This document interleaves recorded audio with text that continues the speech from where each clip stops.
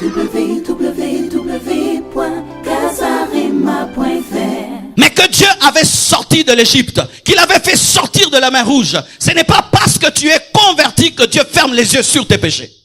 Je répète, ce n'est pas parce que tu es converti que Dieu ferme les yeux sur tes péchés. Ils étaient sortis de l'Égypte, mais Dieu les a tués dans le désert. Si tu as un ami qui est spirituel, elle s'oppose à cet ami-là. Si tu as un ami qui est païen, qui te pousse dans les boîtes, elle aime celui-là parce que là, elle peut opérer comme elle veut. Mais si tu restes ferme avec Dieu, elle veut décoller, elle ne décolle pas. Elle veut partir, elle veut rentrer, elle n'arrive pas. Elle finira par croire en ton Dieu ou il finira par croire en ton Dieu.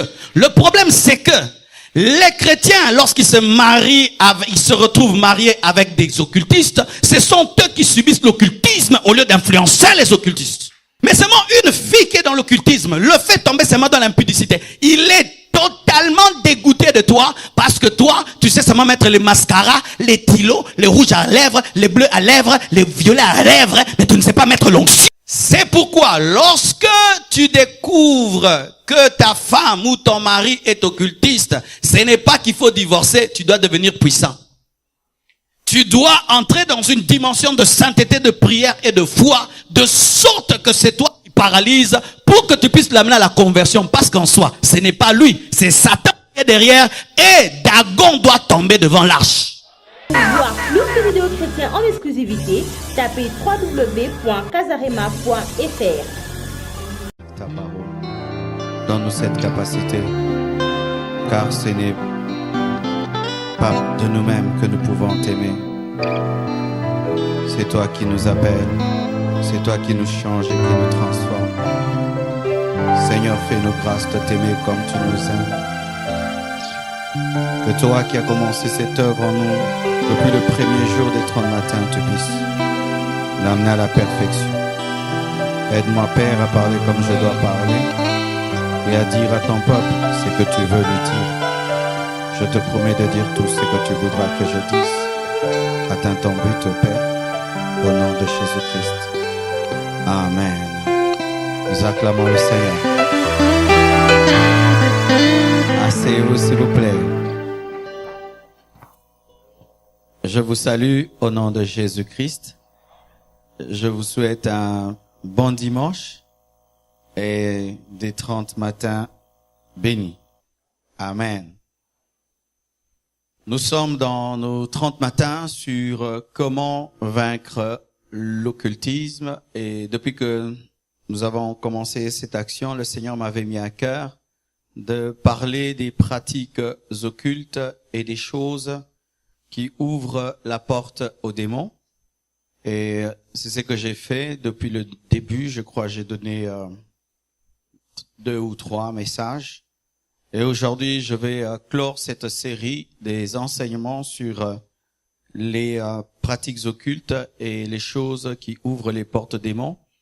Et comme il nous reste 8 matins, je crois pendant 3-4 matins, je vais intervenir.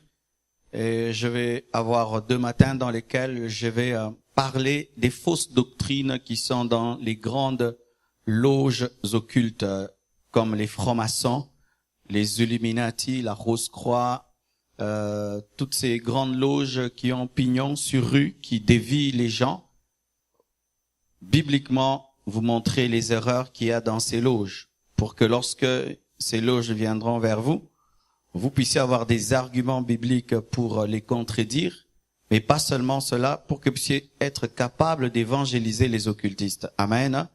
Pour que, avec la Bible, tu puisses lui présenter Jésus-Christ. Si tu as face à toi un franc-maçon, un rosicrucien, qui veut te convaincre sur la réincarnation, qui veut te convaincre sur l'évolution, que l'homme n'a pas été créé par Dieu, mais qu'il est le produit du Big Bang. Toutes ces choses, nous allons en parler sur la loi du relativisme où le bien et le mal n'existent pas.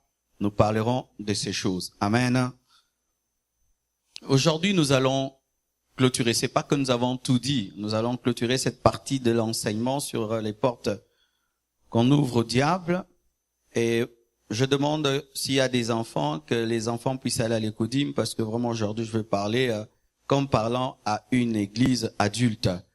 Et vous savez, avec les temps actuels, il faut vraiment parler aux gens comme si ils sont adultes, parce que moi, je me souviens quand j'avais 15 ans, mon père pensait que j'avais 15 ans, alors que dans ma tête, j'avais 25 ans. Amen.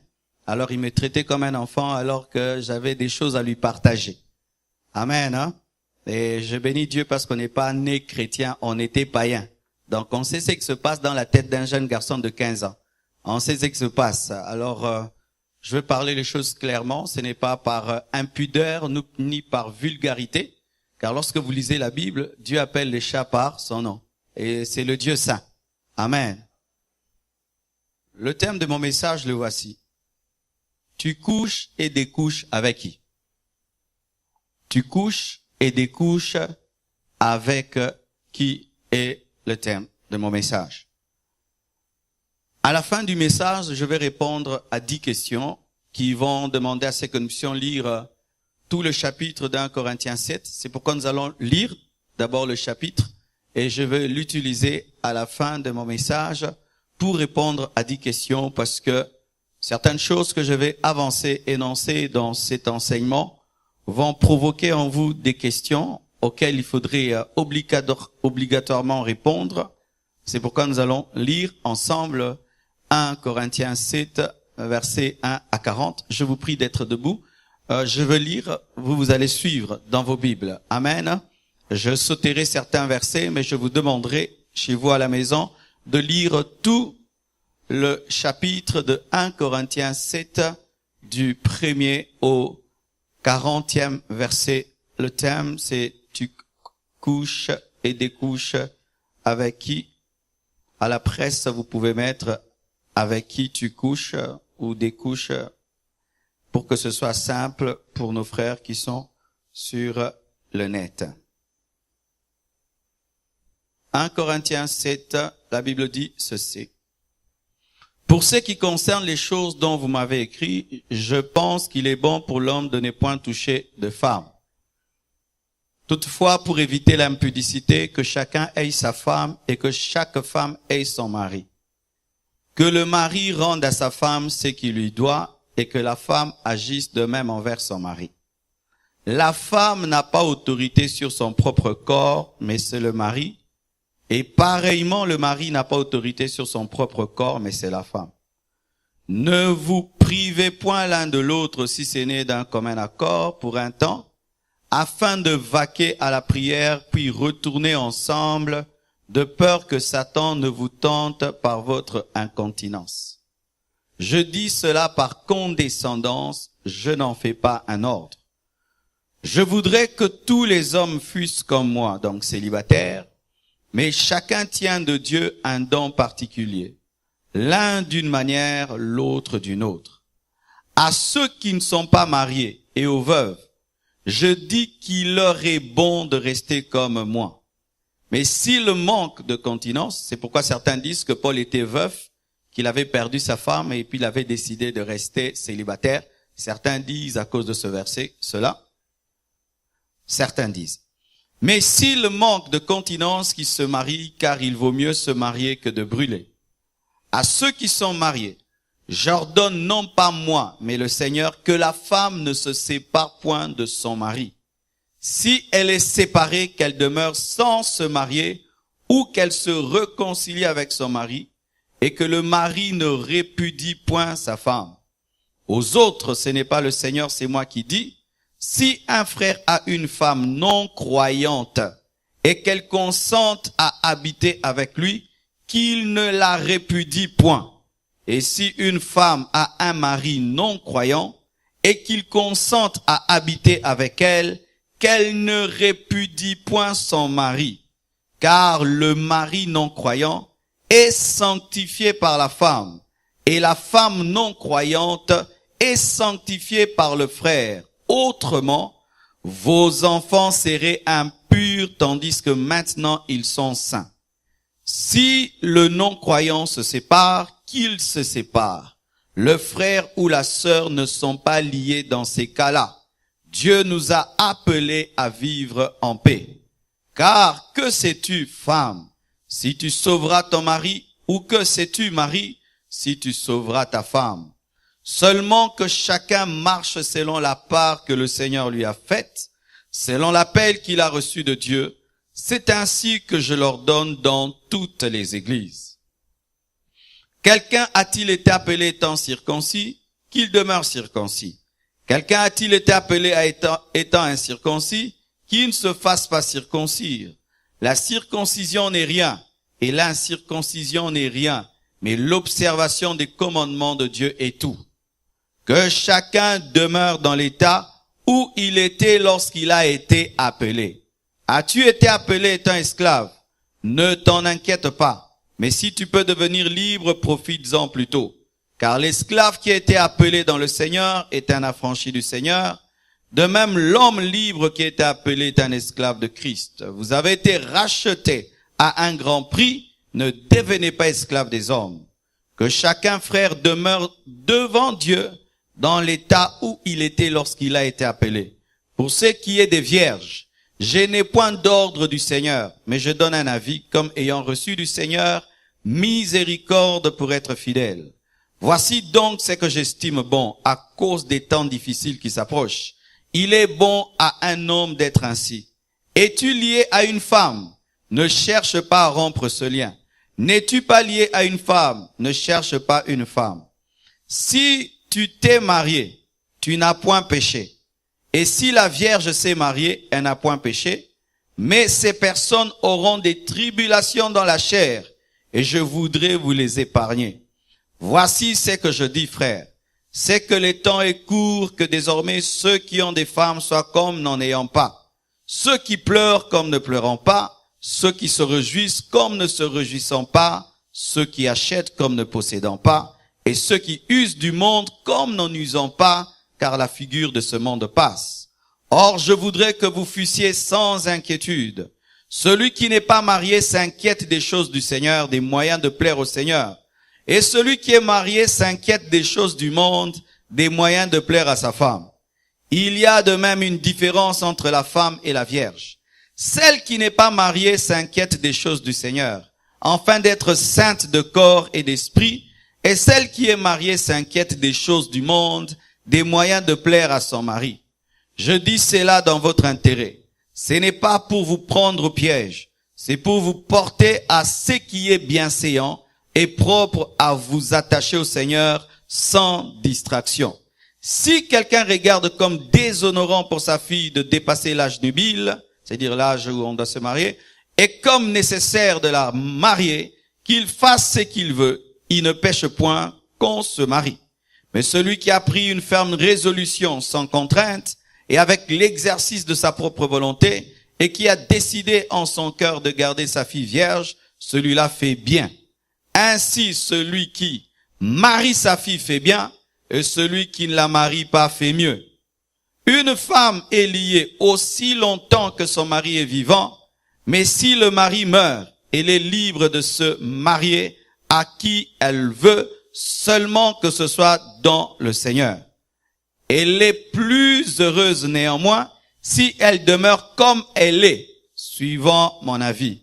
Et moi aussi je crois avoir l'Esprit de Dieu. Quand vous lisez un tel passage, vous sentez que la Bible pousse les gens à se marier? Vous sentez que la Bible interdit? La Bible est équilibrée. Si tu dois te marier, marie-toi. Si tu as reçu un don de rester seul, reste seul. C'est ça que la Bible dit. C'est ça que la Bible dit. C'est-à-dire qu'au milieu de nous, il y a certaines personnes ici qui ont un don de ne pas se marier. Elles, en se mariant, vont se compliquer la vie parce que Dieu t'a fait pour être seul. C'est comme les voitures de sport qui n'ont que 2 places. Si tu mets 4 personnes, tu abîmes le moteur.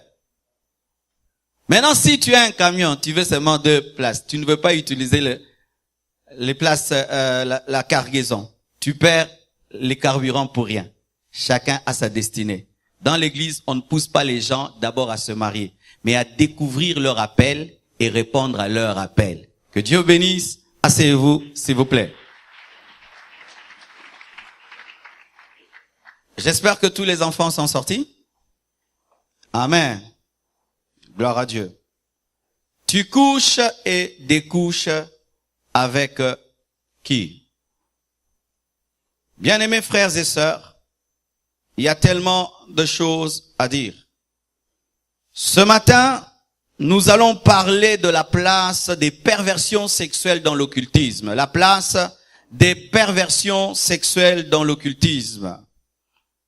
La place de l'intimité charnelle dans l'occultisme, car la sexualité est une grande porte de bénédiction ou de malédiction. Une grande porte de bénédiction ou de malédiction, tout dépend avec qui on couche et comment on le fait. Bien-aimés frères et sœurs, j'aimerais vous démontrer la place de la perversion sexuelle dans l'occultisme. Dans l'occultisme, les perversions sexuelles sont une forme d'adoration. Une forme d'adoration à Satan. C'est pourquoi l'occultisme s'accompagne toujours d'homosexualité, de lesbianisme, d'inceste, d'adultère, d'orgie, de zoophilie, de nécrophilie, de prostitution, de viol, d'avortement, de masturbation, de pornographie, des fantasmes déréglés, des relations contre nature. Pourquoi? Parce que le diable s'appelle Belzéboul. Belzéboul veut dire prince des mouches. Et les mouches se nourrissent de saleté. Et le diable se nourrit des perversions sexuelles. Plus dans une nation on commet des perversions sexuelles, plus le diable est à l'aise, parce que toutes ces perversions sont des adorations à Satan. Le diable aime l'infidélité. Il aime quand un homme trompe sa femme, car tout ce qu'il fait en dehors de sa maison est une adoration.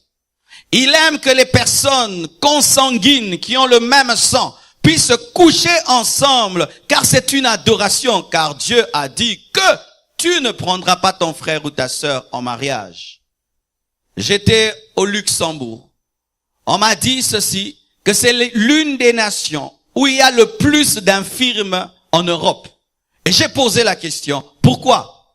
Et ils m'ont dit, c'est parce que les familles se marient entre elles pour garder la richesse dans la famille, et cela crée beaucoup d'infirmes, prouvant que Dieu n'a pas prévu que les consanguins se marient entre eux. Dans l'occultisme, il y a l'homosexualité.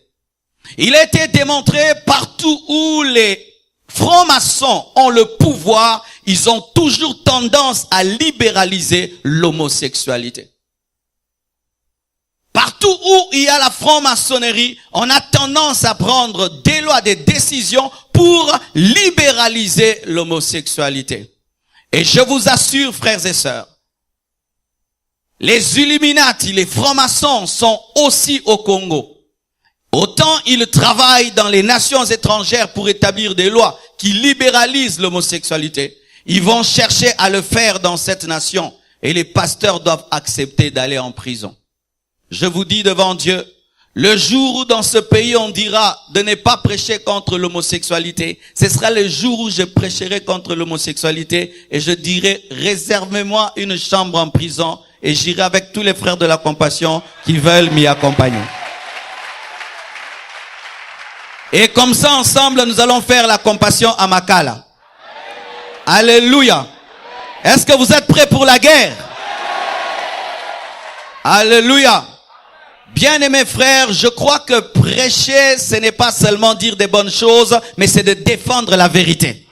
Et la vérité, c'est qu'il n'y a pas de mariage entre homme, et femme, ce n'est pas biblique. Sachez même que Satan lui-même qui pousse les gens vers l'homosexualité n'est pas homosexuel, car le serpent n'est pas allé vers Adam, il est allé vers Ève. Et la Bible nous dit que lorsque même les fils de Dieu sont venus sur la terre, ils ont remarqué que les filles des hommes étaient belles. Ils n'ont pas remarqué les fils. Ils sont allés vers les filles. Mais vous les hommes, vous allez vers les hommes, alors que même les démons avaient choisi les filles. Tu es plus homosexuel que Satan. Bien-aimés frères et sœurs, là où il y a occultisme, vous allez remarquer une chose. Les prostituées sont à l'aise. En Europe, toujours, bien-aimés, il y a un couloir, une avenue, où à droite, il y a des femmes dans des vitrines. Ben, j'ai jamais vu ça. On m'a dit, j'ai jamais vérifié. Toi aussi ne vérifie pas. Aie la foi seulement, crois qu'il y a une avenue. Faut pas aller vérifier ce que le pasteur a dit. Parce qu'en vérifiant, tu vois. Oui, il y en a qui passent là-bas pour intercéder. On me dit, oh Dieu, sauve-les, sauve-les. Sauve-les, mais tu les regardes quand même, sauve-les. Il faut y passer avec un bandeau tout noir. Comme ça, on te tire, tu dis, Seigneur, sauve-les. Mais pas sauve-les, sauve-les. Mais vous vous imaginez dans un pays, on met des femmes nues derrière des miroirs, pas les beignets, pas les chaussures. Non, les femmes. Quel niveau de perversion! Et vous regardez au fond, il y a l'athéisme, il y a l'occultisme. Et quand une nation congolaise ou qui est remplie de pudeur, vous voyez de plus en plus des filles qui se tiennent sur le boulevard. Avant, c'était vers 0h. Elles ont commencé à changer l'heure. C'est maintenant 23h. Maintenant, 22h. Maintenant, 20h. Thibaut signé bisona 6h. Avant, elle s'est cachée. Maintenant, elle se cache plus. L'horaire commence à changer. Pourquoi? Parce que l'occultisme commence à gagner du terrain.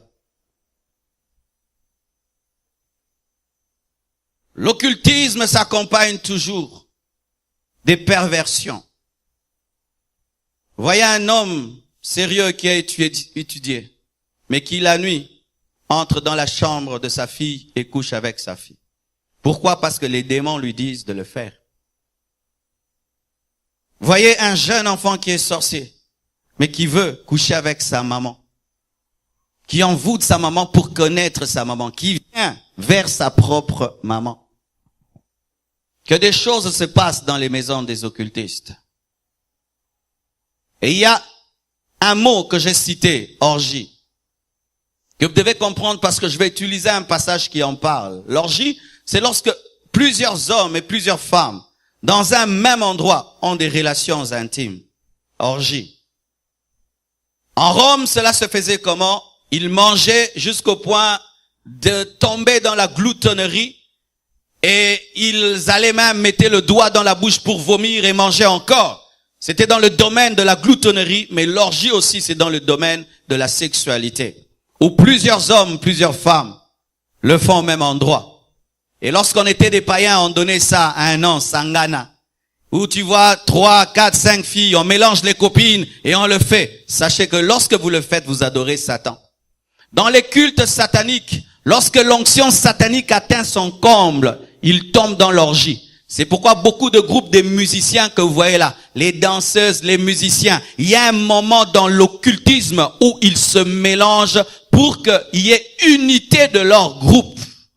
Et on voit des sœurs qui veulent chanter dans un groupe musical, des enfants de Dieu qui veulent chanter dans un groupe musical, disant que ce n'est que de la musique. Ce n'est pas que de la musique, il y a l'adoration du diable là-bas. Où le leader du groupe doit coucher avec toutes les danseuses. Si tu veux être danseuse, il doit coucher avec toi. Non pas parce qu'il t'aime, c'est un rituel satanique. Des orgies. D'autres couchent même avec des animaux. On appelle ça zoophilie. Tu vois quelqu'un qui aime son chien et tu penses qu'il aime bien son chien, il l'entretient. Il peut lui acheter tout et vous oubliez vous. Parce que ce chien, ce n'est pas un chien, c'est son mari. C'est son mari. La zoophilie. Mais il y a une pire des pratiques dans l'occultisme qu'on appelle nécrophilie. C'est le fait de coucher avec les morts. Quelqu'un meurt. Il va la nuit, il paye l'argent à la morgue, il entre dans la morgue pour coucher avec un mort. Certains même qui travaillent à la morgue le font. Oui, le font. Couche avec des filles jolies qui meurent et dit fais encore des fiers. Des vrais sorciers. Des vrais sorciers. Es-tu déjà allé à la morgue? Je suis déjà allé à la morgue une fois, afin de prier pour que quelqu'un ressuscite. Et je l'ai cherché. Ils sortent des tiroirs tout nus. Ils sortent des tiroirs bizarres. Vraiment, c'est affreux. Tu ne peux pas. Un homme normal ne peut pas. Mais comment est-ce que tu peux? Tu dois être rempli des démons pour pratiquer la nécrophilie. Et il y a quelqu'un qui pose la question, quand tu allais ressusciter, est-ce qu'il est ressuscité? Ben, je l'ai essayé avec des gardiens incrédules et un ami incrédule et ça n'avait pas marché. Mais j'essaierai un jour encore.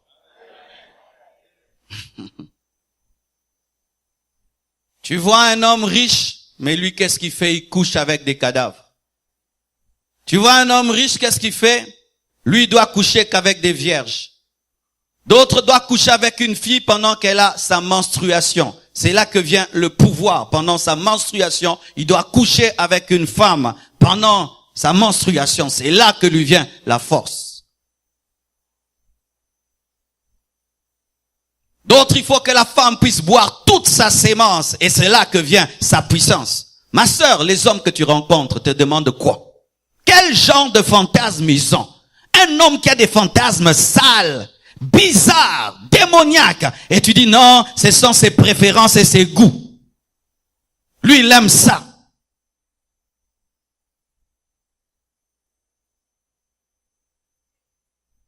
L'occultisme amène l'avortement. Parce que dans la parole de Dieu, il y a un démon qui s'appelle Moloch. Moloch, lui, il est spécialisé dans un culte. Il demande aux femmes de lui offrir leur enfant. C'est-à-dire une mère en couche et doit prendre son enfant et le brûler vivant. L'enfant est en train de pleurer, de crier. Et la mère offre son enfant ainsi. Il en est de même avec l'avortement. Avez-vous déjà suivi le film Le Cri silencieux, où on montre comment est-ce que les enfants dans le ventre de leur mère esquivent même les bistouris, crient pendant qu'on veut les tuer. On appelle ça le cri silencieux de l'enfant, un cri réel, mais qu'on ne peut entendre. Mais tu as avorté une fois, 2 fois, 3 fois, 4 fois. Tu as fait avorter 2 fois, 3 fois, 4 fois. Tu as sacrifié des enfants. Et tu as sacrifié tes propres enfants. Es-tu différent d'un sorcier? Es-tu différente d'une sorcière? Là où il y a l'occultisme, il y a l'avortement. C'est pourquoi vous voyez là où il y a les occultistes qui prennent le pouvoir. Ils légalisent l'avortement. Ils facilitent l'avortement. Ils vous donnent même des médecins pour cela. Ils vous encouragent à avorter. Mais moi je dis même, si on t'a violé, garde le bébé. Il peut devenir un grand homme, un grand prophète. Là où il y a l'occultisme, il y a des relations contre nature. Parce que Satan se nourrit de péché. Il se nourrit de saleté. Il est beau, il est parfumé. Mais il est sale parce qu'il fait des choses comme un cochon. Comment est-ce qu'un homme qui peut coucher avec son enfant, qui peut coucher avec la bonne, qui peut coucher avec quiconque, tu dois être un animal. Tu tires sur tout ce qui bouge, un frère Lucky Luke. Mais tu es beau, mais tu es sale, Et comme les démons sont des mouches, ils viendront là où il y a la saleté. Tu peux chasser les démons, mais si tu as une vie de perversion sexuelle, les démons viendront toujours. C'est comme ces personnes qui veulent avoir une maison propre, mais qui gardent la saleté. Il y aura toujours des mouches. Tu ne veux pas les mouches, enlève la saleté. Mais tu veux avoir une maison sans mouches avec la saleté. Il y en aura toujours. Satan est le prince des mouches.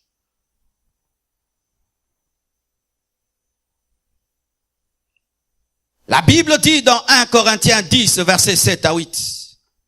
Ne devenez point idolâtres comme quelques-uns d'eux. Selon qu'il est écrit, le peuple s'assit pour manger et pour boire. Puis ils se levèrent pour se divertir. Ne nous livrons point à l'impudicité comme quelques-uns d'eux s'y livrèrent, de sorte qu'il en tomba 23 000 en un jour. 23 000 en un jour. Qu'est-ce qui s'est passé?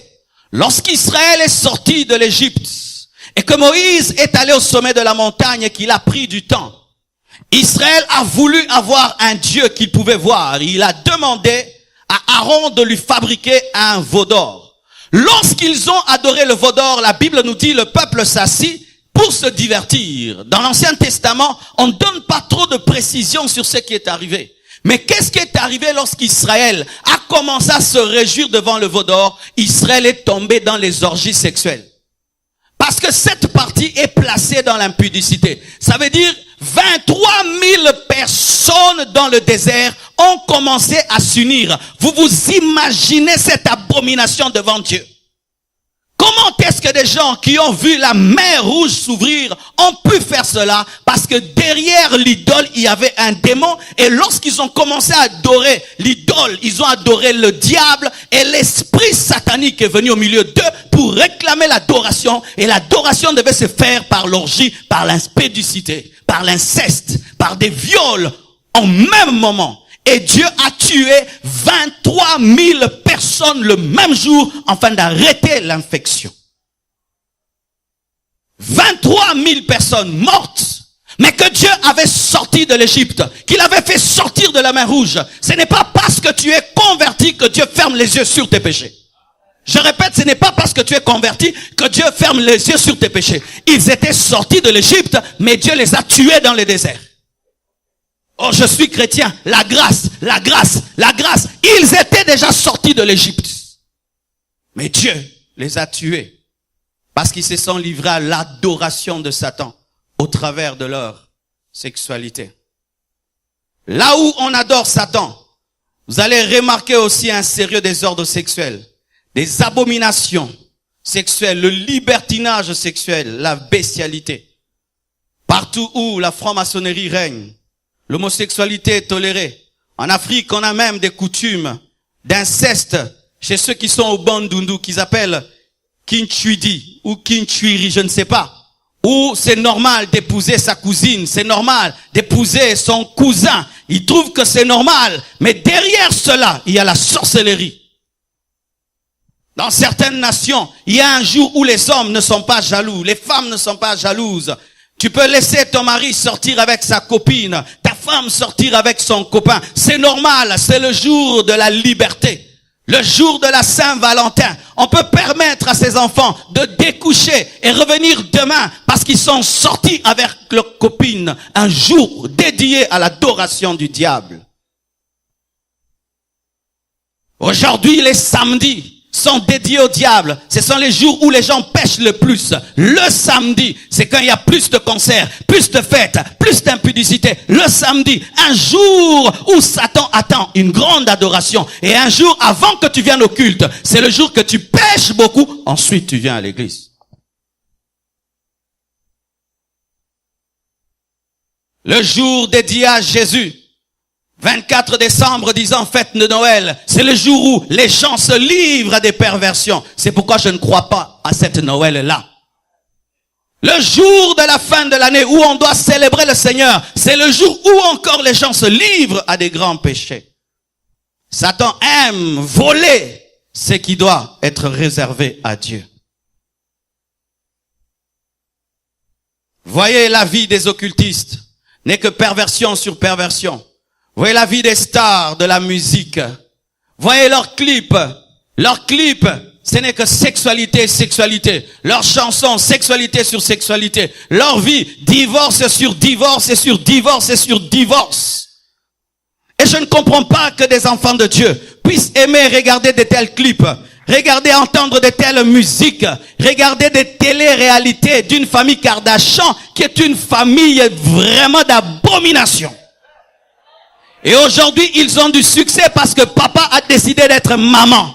Vous vous imaginez? Ils ont du succès parce que papa a décidé de devenir maman. Maintenant, vraiment, quel audimat! Et les enfants disent, vraiment, papa, tu étais vraiment courageux. Hein? Comment tu pouvais accepter tout ça? Donc, vraiment, je te comprends vraiment. Quel courage de te révéler tel que tu es. Yaka baba. Les blancs, ils comprennent tout, ils comprennent tout, ils comprennent tout. Tu peux prendre là une arme, tu nous tues tous. Ils disent, non, vraiment, ils passaient par des stress, c'est de la schizophrénie. Abomine de biso. Tokoufi. Tokel felo. On aime une star, mais cette star dans sa vie a divorcé 20 fois, 30 fois. On aime une star, mais cette star, clairement, a une vie de perversion. D'autres femmes maintenant, dans un concert, une femme embrasse une autre, on acclame le lesbianisme dans un concert, on acclame. Alors qu'avant on peut faire burk, maintenant on dit waouh.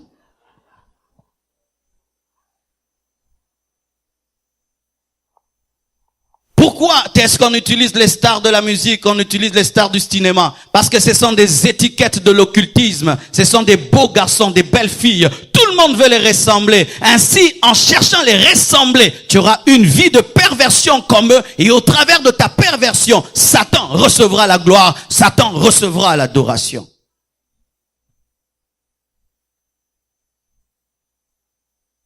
Ce n'est pas un hasard, frères et sœurs.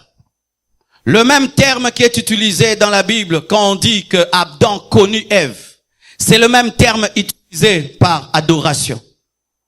Lorsqu'un homme marié connaît sa femme, il adore Dieu. Et lorsqu'un homme connaît une femme en dehors du mariage, il adore Satan. Je répète. Lorsqu'un homme connaît sa femme, il adore Dieu. Et lorsqu'il connaît une autre femme que sa femme, il adore Satan.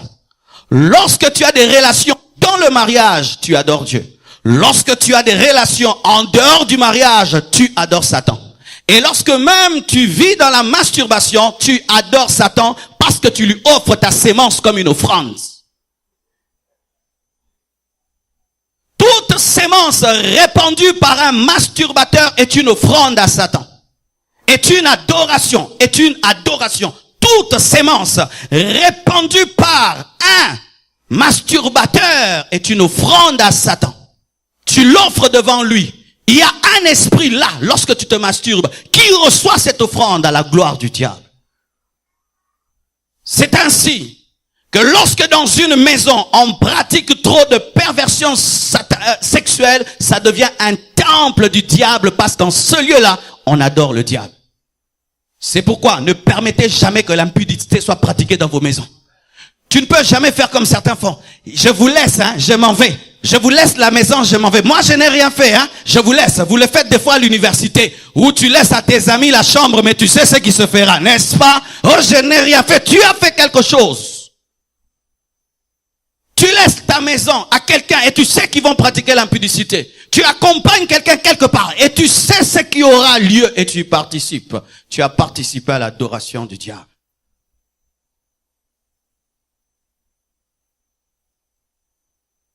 Dieu, sachant que le diable se sert des perversions pour amener une adoration à lui, a interdit aux Juifs de se marier, à se marier avec les païens, à se marier avec les païens, les nations étrangères, pour qu'ils ne soient pas infiltrés par les démons au moyen de la sexualité.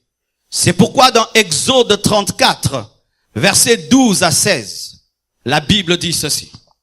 Garde-toi de faire alliance avec les habitants du pays où tu dois entrer, de peur qu'il ne soit un piège pour toi. Au contraire, vous renverserez leurs autels, vous briserez leurs statues et vous abattrez leurs idoles.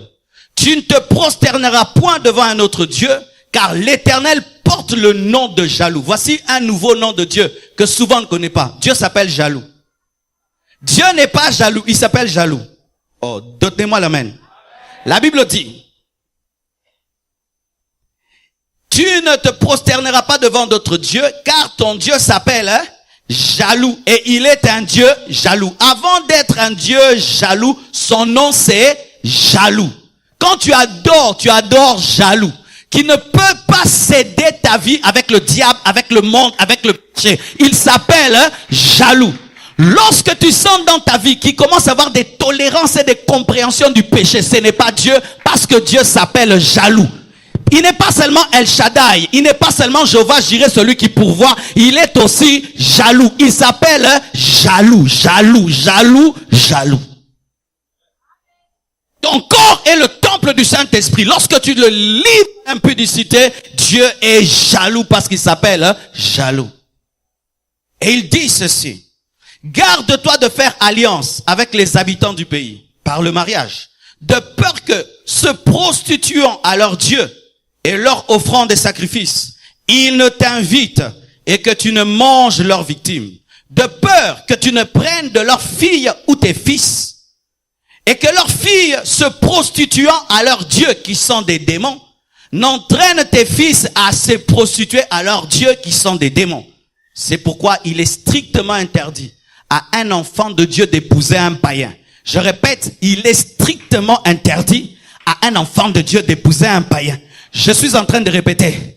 Il est strictement interdit dans la Bible, dans cette église, à un païen d'épouser un chrétien d'épouser un païen. Dans cette église, on ne bénira jamais le mariage d'un chrétien et d'un païen. Même si tu l'aimes à la folie, c'est votre folie. Je répète, même si tu l'aimes à la folie, c'est votre folie. On n'entrera pas dans votre folie. Jamais on ne bénira. Mais si vous-même, vous transformez les choses et vous faites des faux semblants, tu sais que ton fiancé c'est un païen, ta fiancée est une païenne, et tu l'as rêvé de spiritualité pour venir tromper l'église, et l'église tombe dans le panneau, on vous bénit, nous, on est bénis, mais vous souffrirez. Parce que des fois, vous venez nous tromper, connaissant l'enseignement de l'église, et on vous bénit. Et vous pensez que parce que on vous bénit, vous êtes bénis. Non, c'est Dieu qui bénit. Et c'est Dieu qui a vu que vous avez menti, qui vous a maudit. Le pasteur peut dire que Dieu vous bénisse. Dieu dit, soyez maudits. Parce que vous êtes des menteurs. Ah oui, bien-aimé, je ne suis pas Dieu. Je ne suis qu'un instrument de Dieu. Tu amènes un païen et tu le couvres d'un peu de peinture spirituelle et nous le bénissons. Toi-même, tu sais qu'il est païen. Il est païen. Même le baptême qu'il a pris, il est faux. D'ailleurs, même quand il prend la Sainte Seine, tu intercèdes pour qu'il ne meure pas sur place à l'église.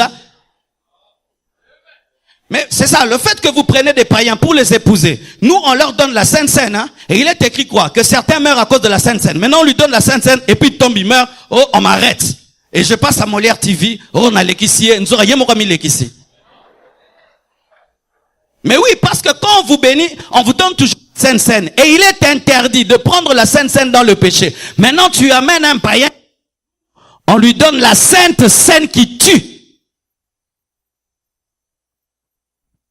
Et puis il meurt. Ce culte-là va finir comment?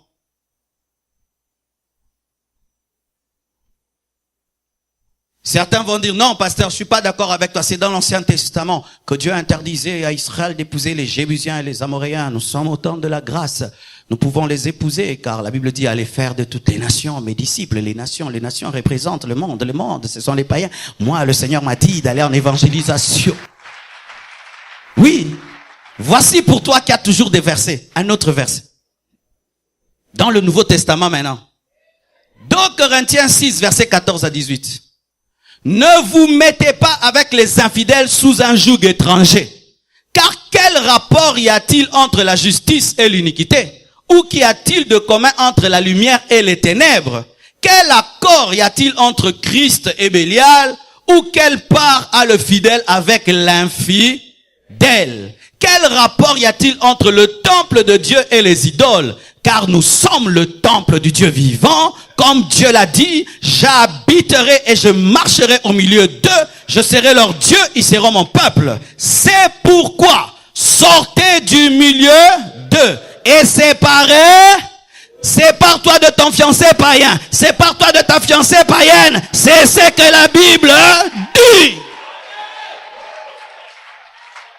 Et séparez-vous, dit Marcelo, non, dit le Seigneur. Ne touchez pas à ce qui est impur et je vous accueillerai. Je serai pour vous un père. Vous serez pour moi des fils et des filles, dit le Seigneur Tout-Puissant.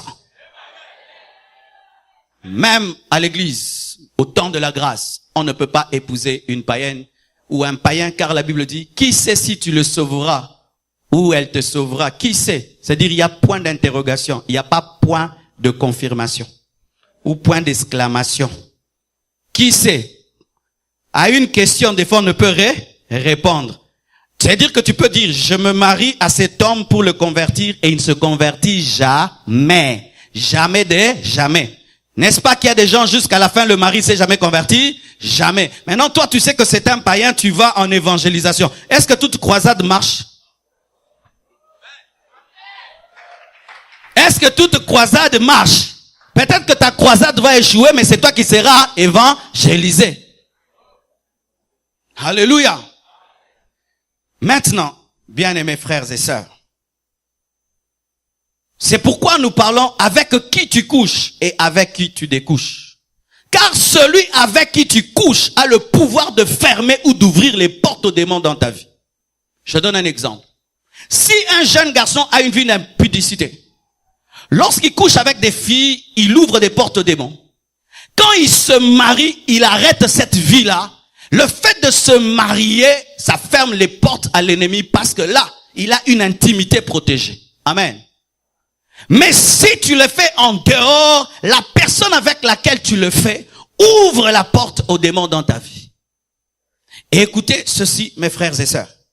Lorsqu'on dit avec qui, ce n'est pas seulement la personne, mais aussi l'esprit, car derrière toute personne, il y a un esprit ou des esprits. Quand on dit avec qui, ce n'est pas seulement une personne, mais avec quel esprit? La Bible nous dit que celui qui s'attache avec Christ devient avec lui un même esprit. C'est pourquoi nous devenons des chrétiens. Maintenant, écoutez ceci. Très important. Dans Genèse 6, versets 2 à 8, nous voyons à quel point il est possible par un transfert sexuel de détruire toute une génération. Toute une génération. Dans Genèse 6, versets 2 à 8, on nous dit ceci. Les fils de Dieu virent que les filles des hommes étaient belles. Ils descendirent, ils couchèrent avec eux. Et quand ils ont couché avec elles, plutôt, ces femmes ont accouché des enfants qui avaient des tailles phénoménales. Une taille phénoménale. 3 mètres, 4 mètres, 5 mètres comme des Goliaths. Et dans leur génération, ces enfants étaient traités comme des petits dieux. Ils avaient des pouvoirs. On les appelle les Néphilim. Des hommes à moitié démons, à moitié hommes. Et ce sont eux qui ont amené la méchanceté sur la terre. Et c'est à cause de cette méchanceté que Dieu a décidé de recommencer tout. Pourquoi est-ce que Dieu a décidé d'envoyer les déluges? Parce que l'humanité était infectée par une sémence démoniaque. Mais écoutez ceci. Lorsque les démons sont venus, c'est sûr qu'ils ont pris corps afin de s'unir à ces femmes. Mais ces femmes, lorsqu'elles se sont unies à ces hommes, ce n'était pas que des hommes, c'était des esprits. Et la preuve, ce sont les genres d'enfants qu'ils ont engendrés. Des enfants foncièrement mauvais comme leur père. Et Dieu décide de tout détruire. Mais il préserve qui? Noé, parce que Noé n'a pas été infecté. Je déclare au nom de Jésus, dans cette infection de péché, tu seras Noé. Dans cette infection du péché, tu seras Noé. Je dis dans cette infection du péché, tu seras Noé. Dans cette épidémie de divorce, toi tu ne divorceras pas. Dans cette épidémie d'impudicité, tu ne tomberas pas. Dans cette épidémie d'homosexualité, tu ne tomberas pas. Au nom de Jésus-Christ de Nazareth. Et j'aimerais dire aux Africains, le monde vous attend pour aller leur prêcher que l'homosexualité c'est un péché, le lesbianisme c'est un péché. Et vous devez accepter d'aller même en Europe pour être emprisonné. Moi je suis prêt même qu'on refuse le visa. On a entendu tes prédications sur YouTube, tu es homophobe. Je ne suis pas homophobe. Je suis démonphobe, péchéphobe, adultérophobe. J'aime les homosexuels, mais je suis contre l'homosexualité. Et Dieu peut libérer un homosexuel. Alléluia. Tu seras Noé. Lorsque toute la terre sera sous l'emprise du mal, Dieu te mettra à part, car tu es l'église. Il est possible pendant que le monde pourrit d'être différent. Mais retenez, la sémence de ces esprits dans ces femmes a amené une telle déchéance que Dieu devait tout recommencer.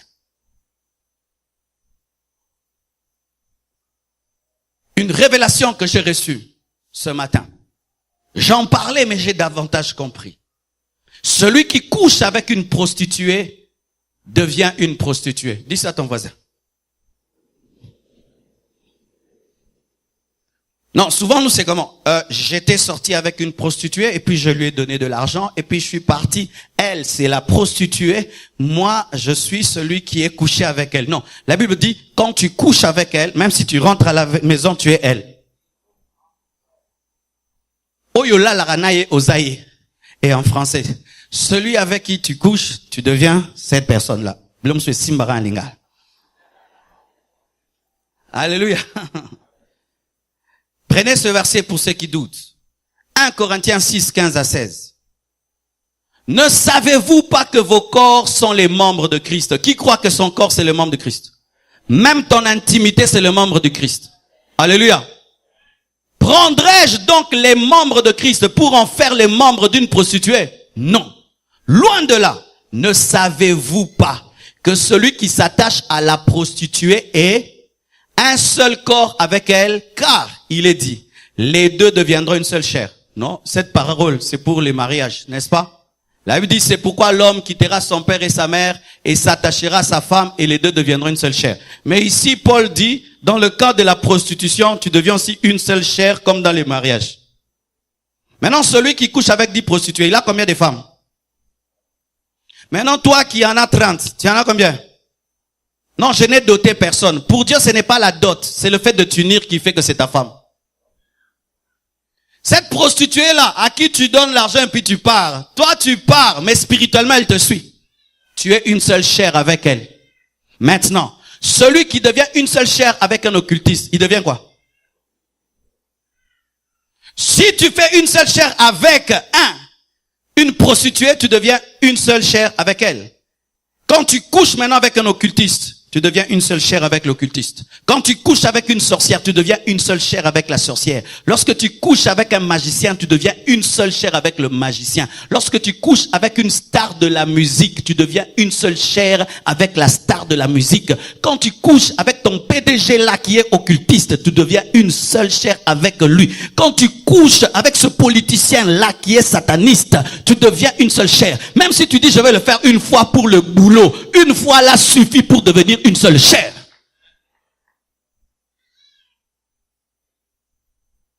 Oh, dis c'est grave. Dis c'est trop grave. C'est trop grave. Parce que dans le domaine du mariage, lorsque on se marie, et une fois seulement que tu t'es uni à la femme, une seule fois, du coup on dit tu as consommé le mariage, c'est ta femme. Mais maintenant toi, tu ne l'as pas épousée, et tu es souvent avec elle, mais tu dis c'est pas ma femme, il n'y a rien. Non. Tu es une seule personne avec elle. Les démons qui la pourchassent te pourchasseront. Les esprits impurs qui réclament la personne te réclameront. Pourquoi? Vous êtes devenus une seule chair, c'est-à-dire une même personne. Mais celui qui s'attache au Seigneur est avec lui un seul esprit. J'aimerais vous parler de l'occultisme de Salomon. Dis occultisme de Salomon. Souvent, lorsque nous parlons de Salomon dans sa déchéance, nous parlons de l'idolâtrie. Mais aujourd'hui, vraiment, j'aimerais vous dire la vérité que Salomon est allé plus loin que l'idolâtrie. Il est tombé dans l'occultisme. Oui.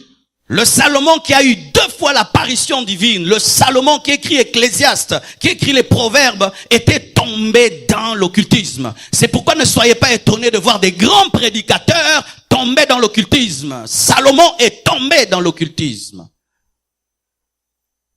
1 Roi 11, verset 3 à 10 nous dit, il eut 700 princesses pour femmes. Est-ce qu'un homme normal peut avoir 700 femmes? C'est un animal seulement qui peut avoir 700 femmes. 300 concubines, en tout 1000 femmes. Est-ce qu'un homme normal peut avoir 1000 femmes? Déjà, gérer une femme, c'est du boulot, hein? Qui sont mariés? Une femme déjà, n'est-ce pas? C'est du boulot. 1000!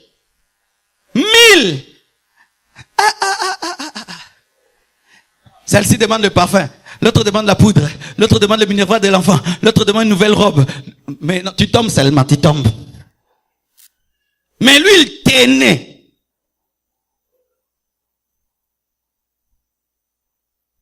Et la Bible dit ceci.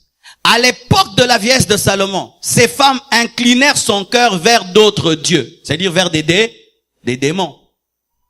Et son cœur ne fut point tout entier à l'Éternel son Dieu, comme l'était le cœur de David son père. Salomon alla après Astarté, qui était un démon, divinité des Sidoniens, et après Milcom, l'abomination des Ammonites. Et Salomon fit ce qui est mal aux yeux de l'Éternel. Il ne suivit point pleinement l'Éternel comme David son père.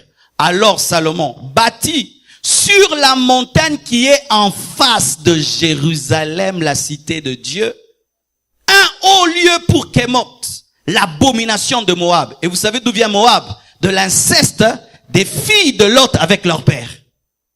Et pour Moloch, l'abomination des fils d'Ammon, qui sont encore les fils de l'inceste de Lot avec ses filles. Il fit ainsi pour toutes ces femmes étrangères qui offraient des parfums et des sacrifices à leur Dieu. Qui fait ça? Salomon. L'Éternel fut irrité contre Salomon parce qu'il avait détourné son cœur de l'Éternel, le Dieu d'Israël, qui lui était apparu deux fois Dieu lui est apparu. Il lui avait à cet égard défendu d'aller après d'autres dieux. Mais Salomon n'observa point les ordres de l'Éternel. Il épousa des femmes occultes. Pourquoi? Parce qu'il comptait sur lui-même. Je suis Salomon, j'ai la force. C'est ce qui tue souvent les enfants de Dieu. Moi, j'ai l'onction, j'ai la puissance. Je vais l'épouser. Si elle essaye, je lui donne un take-it. C'est ce qui a pris Salomon. Dieu lui apparaît deux fois. Il est rempli de sagesse, d'intelligence. Une reine de Saba vient et puis il parle et elle est étonnée. Et il dit non, je peux épouser n'importe qui. Même si Moïse a interdit de prendre des femmes étrangères, moi je vais les prendre. Même si elles peuvent invoquer leur Dieu. Mon Dieu est tout puissant.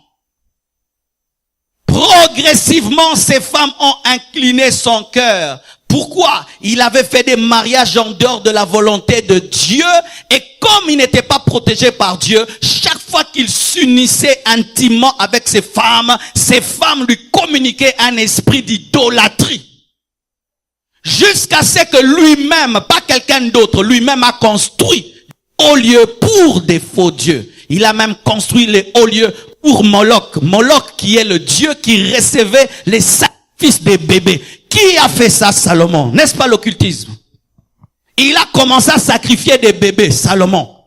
Salomon, quand il faisait le culte de Moloch, il sacrifiait des bébés. Le grand Salomon. Pourquoi? Il était plus intelligent que Dieu, plus sage que Dieu. C'est ce qui tue les enfants de Dieu dans leurs alliances. Ils sont plus intelligents que Dieu, plus sages que Dieu. Dieu te dit, fais attention à cet homme, fais attention à cette femme. Non, le Saint-Esprit, Dieu m'a dit, moi j'ai l'onction, j'ai la puissance, tu vas finir comme Salomon. Alléluia. Je suis sûr qu'après avoir entendu ces choses, vous avez beaucoup de questions à poser. Et je vais répondre à ces questions en utilisant 1 Corinthiens 7, verset 1 à 40 qu'on a déjà lu. Voici les questions que vous vous posez. 1. Dois-je arrêter de m'unir avec mon conjoint occultiste ou même divorcer? 2. Dois-je coucher avec un oint de Dieu pour avoir l'onction? Parce que si tu t'unis à la prostituée, tu deviens prostituée. Si tu t'unis à l'homme d'onction, tu te reçois l'onction. 3.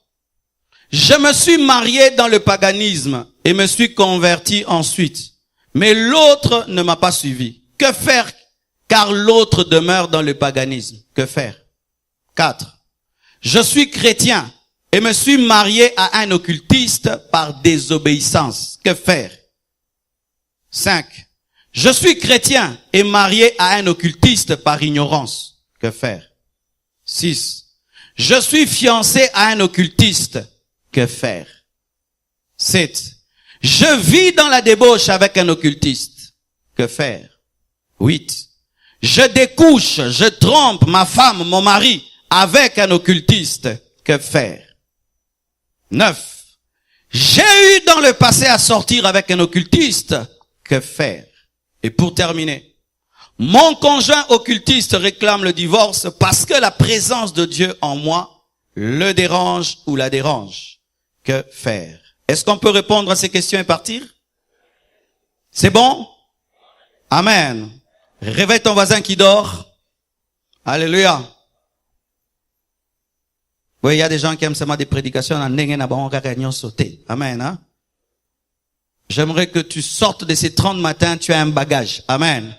Tu n'as pas que des slogans. Tokolonga bango, bakozwa biso te, toza nzambe, loba amen.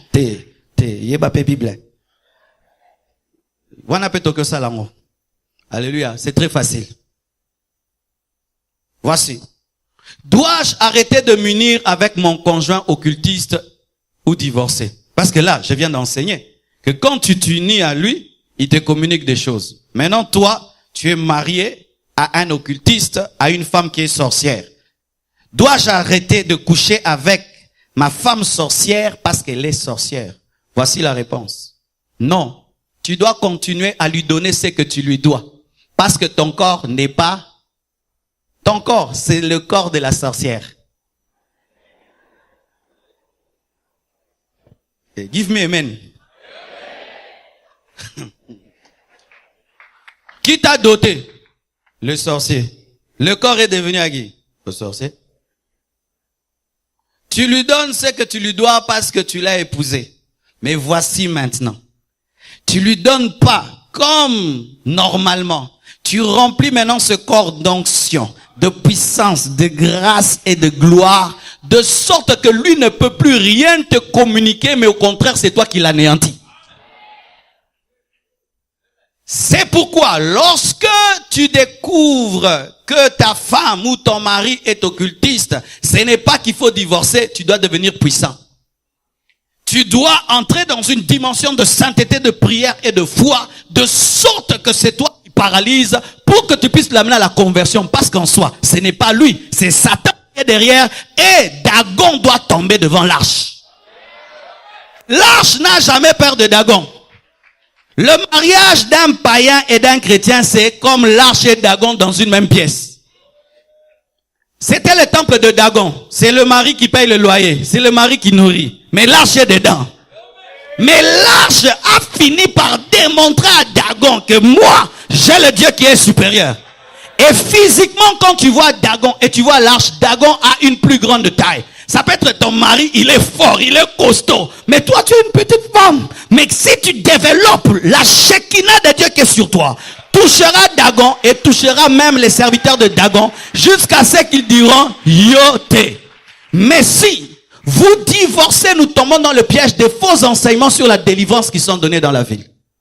Bien-aimés, nous ne sommes pas venus prêcher sur le combat spirituel afin de confirmer certains enseignements.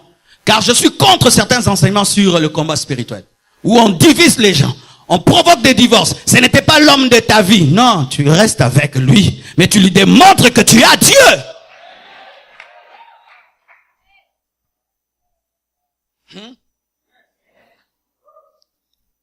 Écoutez aussi. Une autre chose. Dois-je coucher avec un oint de Dieu pour avoir l'onction? Peut-être quand je le dis, vous trouvez, pasteur, qu'est-ce qui lui prend? Non. Il y a des hommes de Dieu qui couchent avec des femmes comme ça. Ma sœur, il est écrit que celui qui couche avec une prostituée devient une seule chair avec elle. Et il est écrit que celui qui s'unit à Christ devient un même esprit avec Christ. Donc, Shantarababashka. Yekabababa. Une révélation va sortir.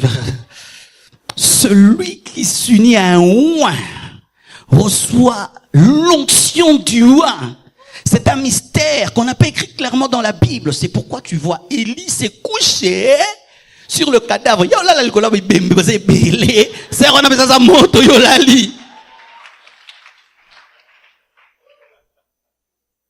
L'onction n'est pas sexuellement transmissible comme le sida.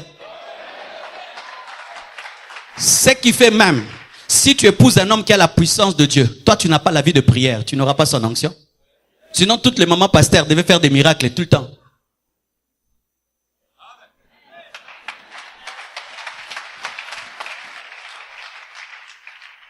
Sinon les femmes, des hommes de Dieu devaient faire des miracles, des prodiges. Elles ne méditent même pas la Bible. Elles ne méditent même pas la Bible. Seulement elle signe avec son mari. Bible, et ça la bongo. Que personne ne vous mente, que personne ne vous mente. Vous devez chercher Dieu, vous devez chercher Dieu. On ne communique pas l'onction sexuellement. Est-ce que mes enfants qui sont nés sont des pasteurs? Ils doivent se convertir, n'est-ce pas? 3. Je me suis marié étant païenne, et me suis converti ensuite, mais l'autre ne m'a pas suivi. Que faire de l'autre? Que faire de l'autre? Comme on attend quelqu'un, il se convertit, et puis dit, moi, vraiment, j'ai abandonné le monde, j'ai abandonné le péché. Alors, si toi, ma femme, tu veux rester dans cette maison, tu dois croire en mon Jésus. On n'impose pas la foi, nous ne sommes pas des musulmans. Nous ne sommes pas des musulmans qui imposons la foi aux gens. Nous laissons les gens être convaincus par la parole de Dieu.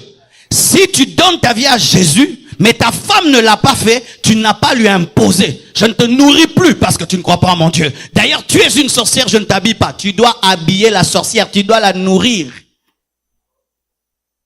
Tu dois rester avec elle tant qu'elle veut rester avec toi. La Bible dit, si tu te convertis et le païen veut rester avec toi, ne t'en sépare pas. Reste dans cet état-là.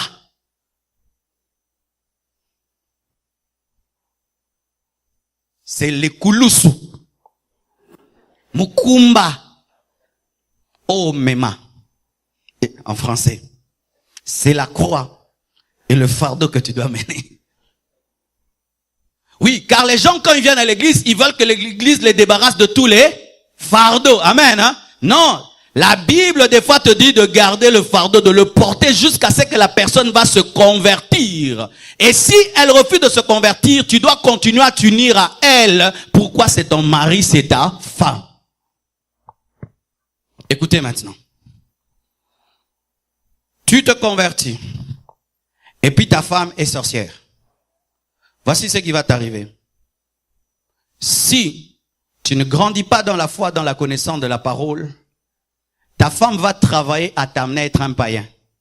Comme ça, elle peut travailler dans l'occultisme facilement. Parce que qu'est-ce qui arrive? Elle doit s'envoler à 3 heures du matin, mais c'est toi aussi à 3 heures du matin que tu aimes prier. Alors qu'est-ce qui se passe? Elle veut s'envoler, c'est quand tu te réveilles.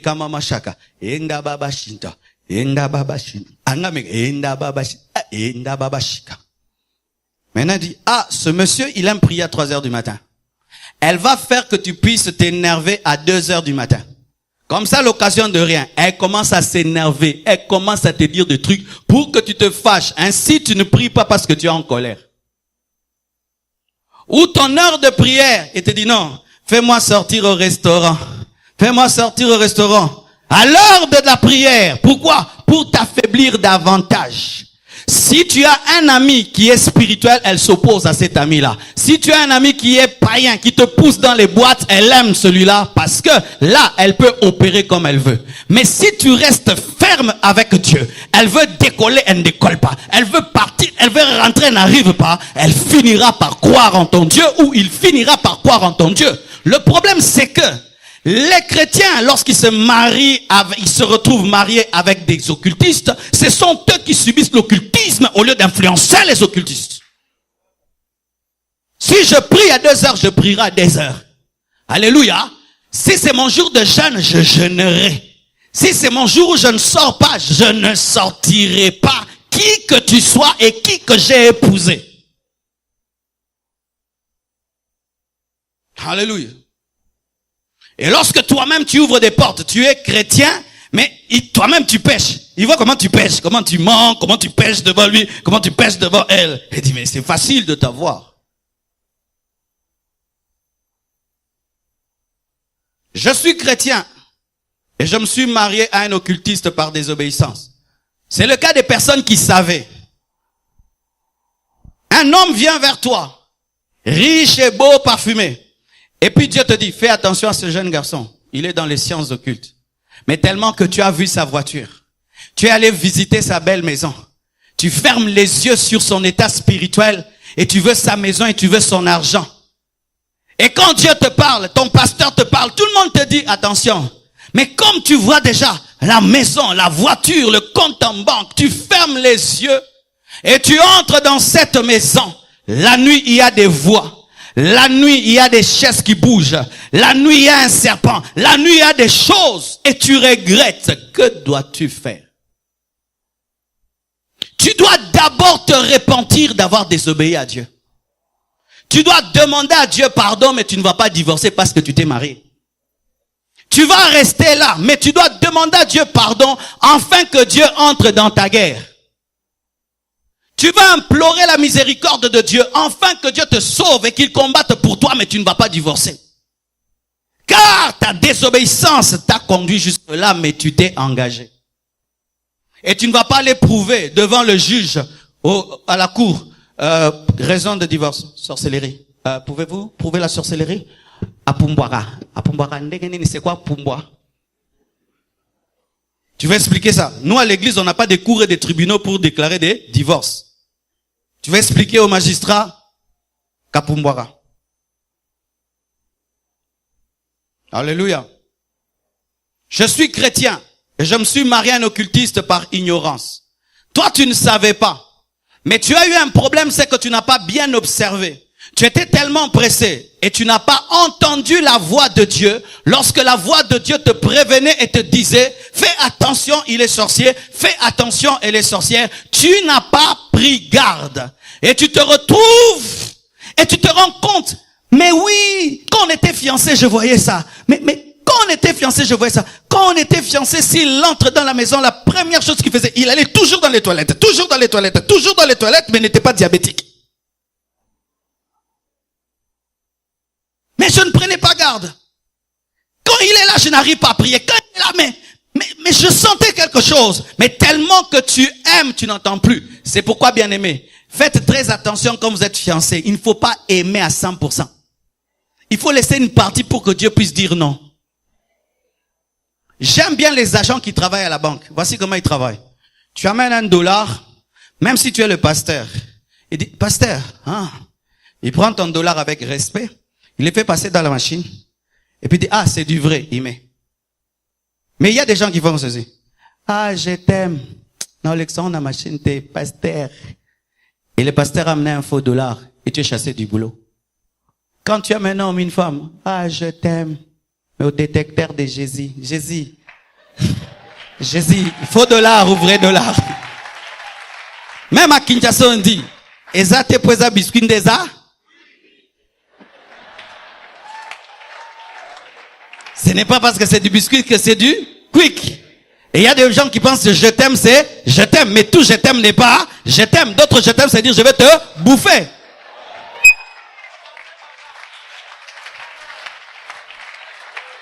Alléluia. Quand tu rencontres une femme ou un homme, même si ton cœur est parti, bien aimé, toi ne pars pas. Toi va prier et puis reprends ton cœur. Alléluia. Pourquoi? Quand on aime trop, on n'entend plus Dieu. On n'entend plus Dieu. Je suis fiancé à un occultiste, que faire? Il faut rompre ce matin. Je répète, il faut rompre ce matin. Je dis, il faut rompre ce matin. Tu prends la décision ce matin, après le culte, tu l'appelles, et s'il doute, tu le cherches, tu lui parles, tu prends tous ces versets, tu lui donnes, et puis c'est fini. Il part en pleurant, tu pars en pleurant, mais Jésus est content. S'il t'a donné une voiture, tu lui laisses sa voiture. Il t'a donné une maison, tu lui laisses sa maison. C'est ça l'évangile. Je dis c'est ça l'évangile. Je dis c'est ça la Bible. C'est ça la Bible, c'est ça la Bible. La Bible, ce n'est pas venir écouter la parole et dire amen, mais c'est se conformer à la parole de Dieu. Il faut rompre. Et j'espère que vous n'avez pas encore couché ensemble. Car si vous avez couché ensemble, il t'a déjà contaminé. Car il y a des gens qui sont fiancés et qui se gardent. Il n'y a pas de relations intimes. Et là, ça te sauve. Parce que tu n'as rien fait, tu as vu, tu fuis. Mais d'autres, dans les fiançailles, ils ont des relations intimes. Et même si tu fuis, il t'a contaminé. Là, tu dois prier pour que Dieu te libère des esprits qui sont entrés. Et si ça persiste, tu cherches les hommes de Dieu et prie pour toi.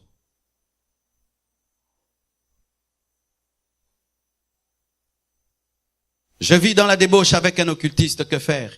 Il faut arrêter maintenant même. Il faut la délivrance. Alléluia.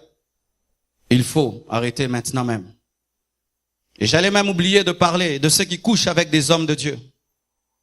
Chères sœurs, vous qui couchez avec les hommes de Dieu, voici ce qui arrive quand tu couches avec un homme de Dieu qui ne t'a pas épousé. Quand nous chassons les démons, voici ce que les démons nous disent. Continue à servir ton Dieu. Le jour que tu vas l'abandonner, tu verras ce qu'on te fera, n'est-ce pas? Des fois, tu chasses un démon, le démon te dit, qu'est-ce que tu fais? C'est le combat de notre famille. Qu'est-ce que tu viens faire ici? Toi, continue avec ton Dieu. Et quelqu'un qui a fait ça pendant 20 ans. Combien de démons l'ont menacé? 50 démons par mois, fois 12 mois. Ça fait combien? 600 démons. Maintenant, on multiplie ça par 10 ans de ministère. Ça fait combien? 6000 démons. Sans compter ceux qu'on ne connaît pas, qu'on n'a pas discerné. Qui les cherchent. Maintenant, ils disent, les jours que tu vas abandonner ton Dieu, tu verras. Et il vient chez toi. Il te séduit. Et tu tombes avec lui. Qu'est-ce qui va se faire? Tous ces esprits-là qui l'ont toujours cherché profiteront de ce moment-là pour le détruire. S'il y a la guerre mondiale au Congo, qu'est-ce qui va se passer? Même le Congo sera anéanti. Si maintenant la guerre de l'homme de Dieu a lieu en toi, qu'est-ce qui va arriver en toi? Qu'est-ce qui va arriver en toi? Tu seras détruit, anéanti. Faites très très attention. Certains croient, non, comme c'est un homme de Dieu, Dieu couvre de sa grâce et de son sang. Non, c'est d'ailleurs là où c'est plus dangereux qu'avec un païen. Ah oui. Il est plus dangereux de coucher avec un homme de Dieu que coucher même avec un occultiste. Plus dangereux de coucher avec un homme de Dieu que coucher avec un païen comme tous les autres.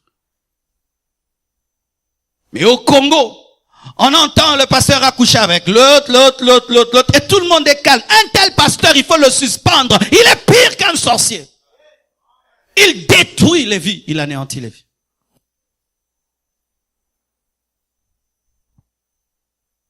Lorsque tu vis dans la débauche avec un occultiste, tu dois t'arrêter maintenant. Et tu ne dois pas reporter à demain la décision. Car voici ce qui arrive dans le domaine de la conversion. La conversion est comme une naissance. Qu'est-ce qui arrive dans le domaine de la naissance? Dans la naissance, qu'est-ce qui se passe? Ce sont les contractions et les douleurs de l'enfantement qui permettent à la femme de pousser l'enfant. Plus il y a des douleurs, plus la femme est contente parce qu'elle a la force de pousser. Voici aussi. Quand un prédicateur prêche un message et tu as des douleurs dans ton cœur et tu as des décisions, et pendant que je prêche, il y a un homme qui revient, une femme qui revient, tu dis mais c'est lui, Dieu est en train de... Décide maintenant, n'attends pas, sinon si la contraction passe, tu vas accoucher par césarienne. Accoucher par césarienne, c'est quoi? Au lieu que tu prennes une décision par la parole, tu prendras une décision par les conséquences. Au lieu que tu prennes des décisions par parole, tu vas prendre une décision par les conséquences. Mais là, tu auras la cicatrice de la césarienne, tu auras la trace de l'épreuve. Parce qu'il y a des gens qui n'écoutent pas. Ils veulent vivre les conséquences. Pourquoi? Tant qu'ils ne voient pas dans sa chair la conséquence de son mal, il continuera toujours à pécher.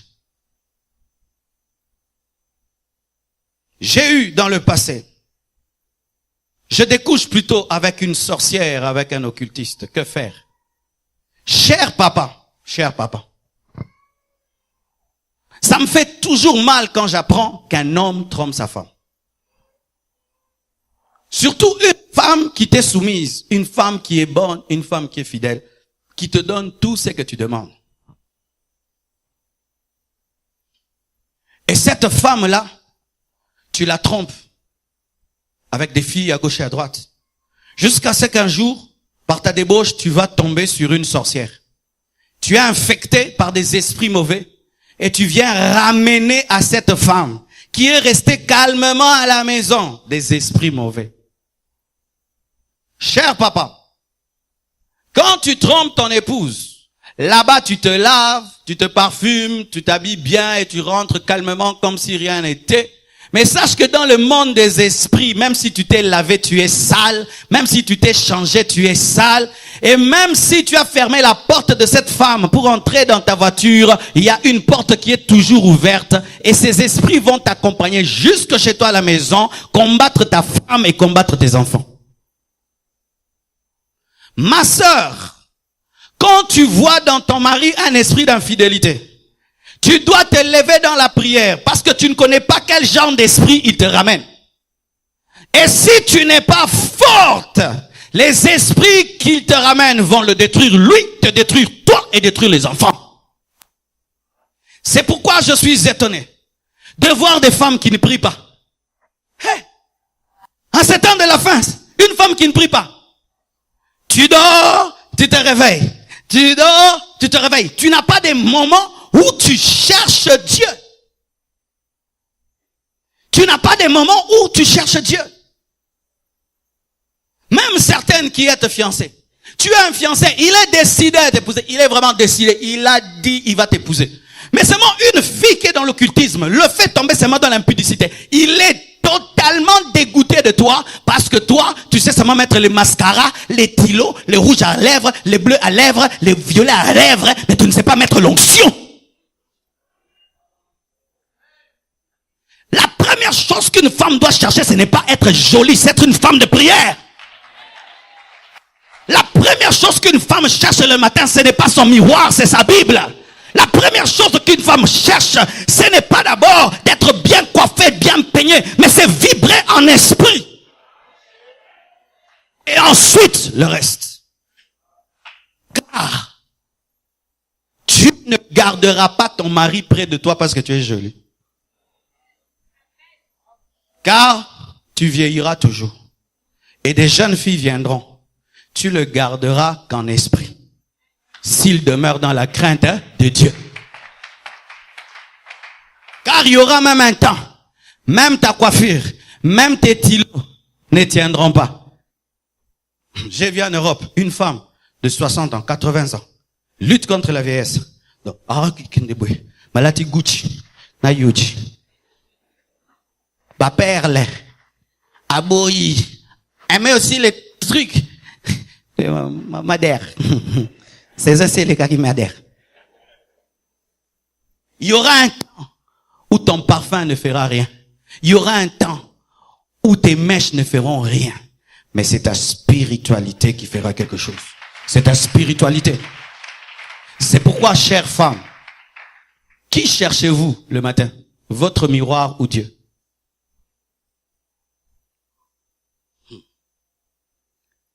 J'aimerais terminer.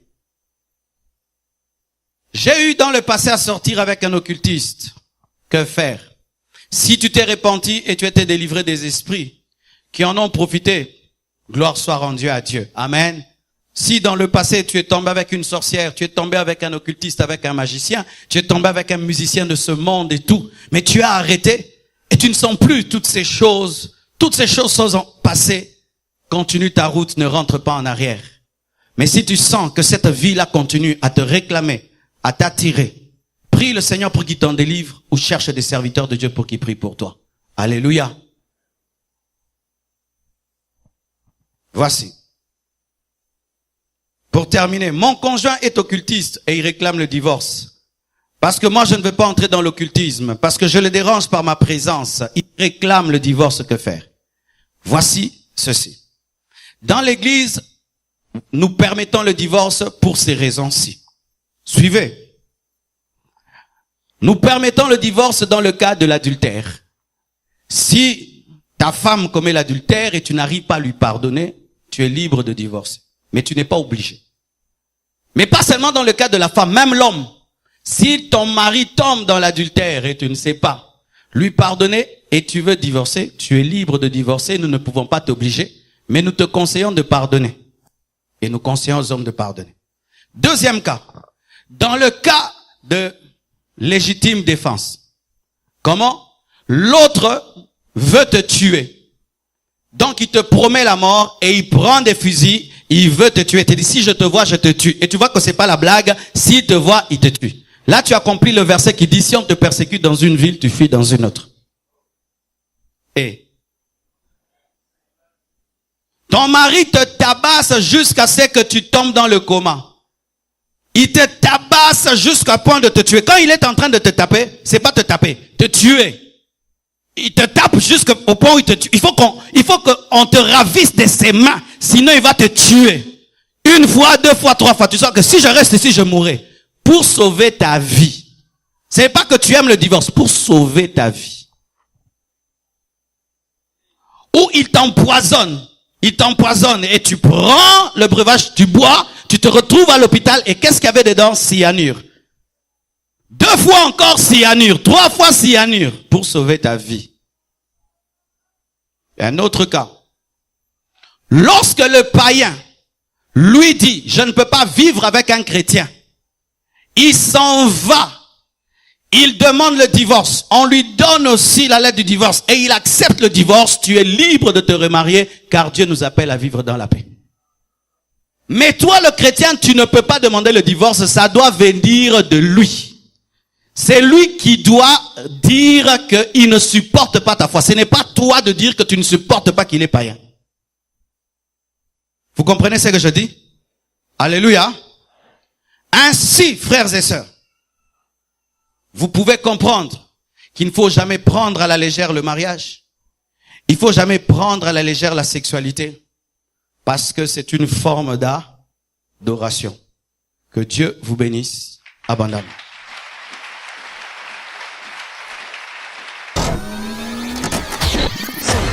www.casarema.fr